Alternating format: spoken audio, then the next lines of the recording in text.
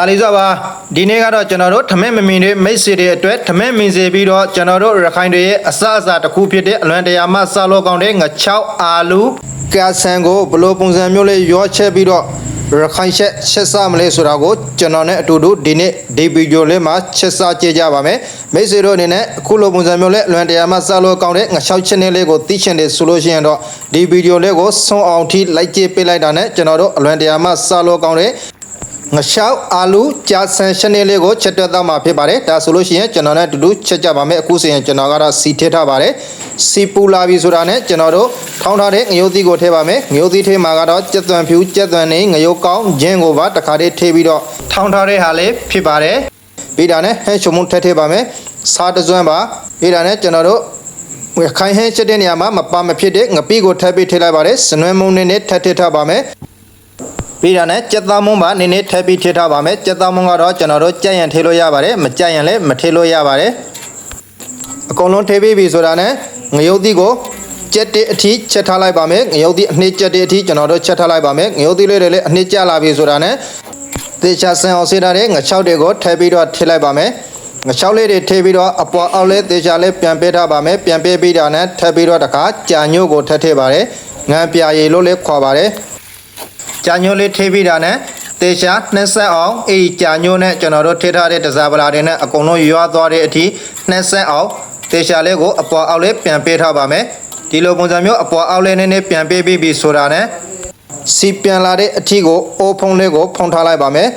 ကျွန်တော်တို့အိုးဖုံးကို3မိနစ်ခန့်ဖုံးပြီးတော့ထားလိုက်ပါမယ်3မိနစ်ခန့်ဖုံးပြီးတော့စီလေးတွေပြန်လာပြီဆိုတာနဲ့အိုးဖုံးလေးကိုဖွင့်ပြီးတော့အပေါ်အောက်တစ်ခါတေချာလေးကိုပြန်ပေးထားပါမယ်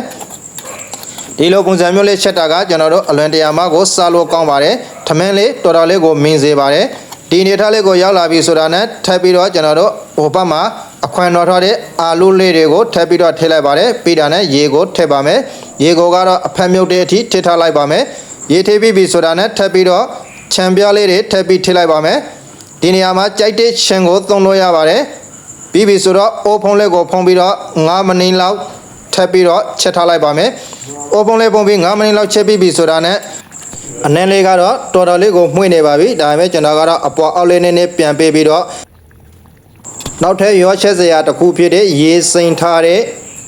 ကြာဆန်တွေကိုထပ်ပြီးထည့်လိုက်ပါမယ်ဒီနေရာမှာကြာဆန်ကတော့ကြိုက်တဲ့ကြာဆန်ကိုသုံးလို့ရပါတယ်ကျွန်တော်ကတော့ဒီနေရာမှာဂျုံကြာဆန်ကိုပဲသုံးထားပါတယ်ကျွန်တော်တို့အဲ့လိုပုံစံမျိုးလေးအကုန်လုံးထည့်ပြီးပြီဆိုတာနဲ့အပေါ်အောက်လေးနှက်ဆက်အောင်လေးမှွေပေးလိုက်ပါမယ်ဒီလိုမျိုးလေးငချောက်အာလူကြာဆန်ချက်မယ်ဆိုလို့ရှိရင်အဓိကချိုးဝဲချက်အနေနဲ့ဗာလဲဆိုလို့ရှိရင်ကျွန်တော်တို့ကြာဆန်ကိုကြက်ခါနီးမှာထည့်တာကပို့ပြီးအဆင်ပြေပါတယ်ကျွန်တော်လိုပုံစံမျိုးလေးအိုးကအကုန်လုံးအဆင်သင့်ဖြစ်နေပြီအနေတော်ဖြစ်နေပြီဆိုမှကျွန်တော်တို့ကြာဆန်ကိုထည့်ပြီးအပေါ်အောက်လေးမှွေပေးထားရပါမယ်ဒီနေထရောက်ပြီဆိုတာနဲ့အပွားအငံလေးတွေကိုထည့်ပြီးတော့မေးထားပါမယ်ဒီနေရာမှာမင်းတို့ကြက်နဲ့သက်သလိုထည့်လို့ရပါတယ်ကျွန်တော်အိုးကတော့အနေတော်လေးဖြစ်ပြီဆိုတော့အနည်းလေးမှွေးသောအောင်အတွက်မဆလာလေးကိုပါထပ်ပြီးတော့အပေါ်ကနေအုပ်ပေးလိုက်ပါမယ်ခုလိုပုံစံမျိုးလေးမဆလာလေးအပေါ်ကနေအုပ်ပေးလိုက်ပြီဆိုတာနဲ့အလွန်တရာမှစားလို့ကောင်းတဲ့အနည်းမှွေးလေးနဲ့ကျွန်တော်တို့ရခိုင်တွေရဲ့ရိုးရာအစအစလို့လေးပြောလို့ရတဲ့ငချောက်အာလူကြာဆန်